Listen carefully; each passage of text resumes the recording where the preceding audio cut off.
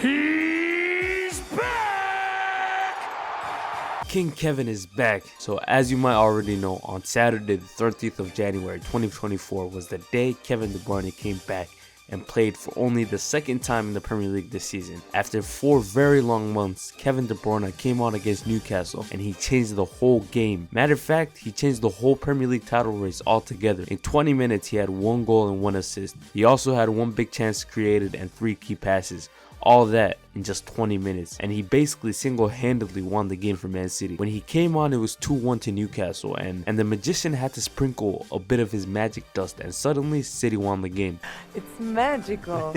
That return game was the embodiment of class is permanent, and just goes to show how much better De Bruyne is than everybody else. There is no way a player that was gone for that long through injury and comes back like he never left. This level of influence is rare in football, and there's only a select few in football who are blessed with it, and De Bruyne is definitely one of them.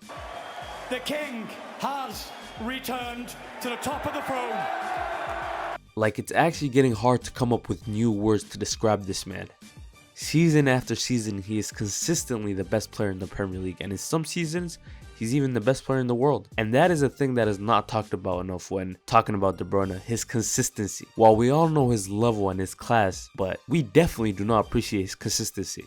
It's one thing being a good player in spells, but it's a whole nother thing being great game after game, season after season. Here, let's look at some of his seasons since he joined Man City in 2015. He came midway through the season in 2015 under Manuel Pellegrini, and the man got 7 goals and 9 assists in the league, and that was just in 6 months of the campaign. Moving on to his second season was Pep's first season. While Man City didn't win anything that season, KDB once again had a great season, getting 6 goals in the league and ending as the assist leader with 18 assists. Moving on to arguably his best season for City in 17-18.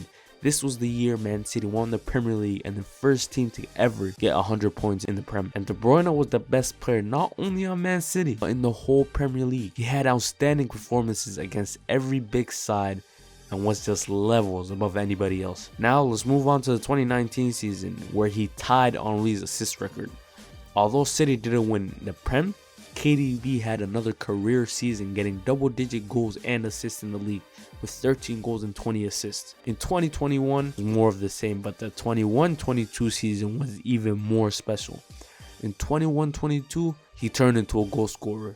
He was City's top scorer with 15 goals in the league. And that season is remembered for one thing. That was Man City's crazy comeback against Aston Villa. And guess who assisted the winning goal? You guessed it, KDB. And last season was no different to all his other seasons at City.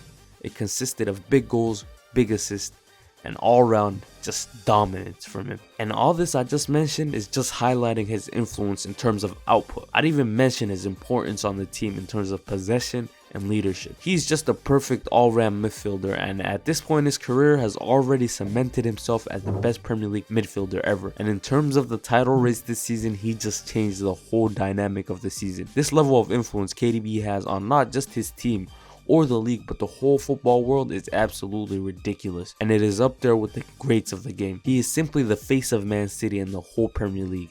He is simply genius.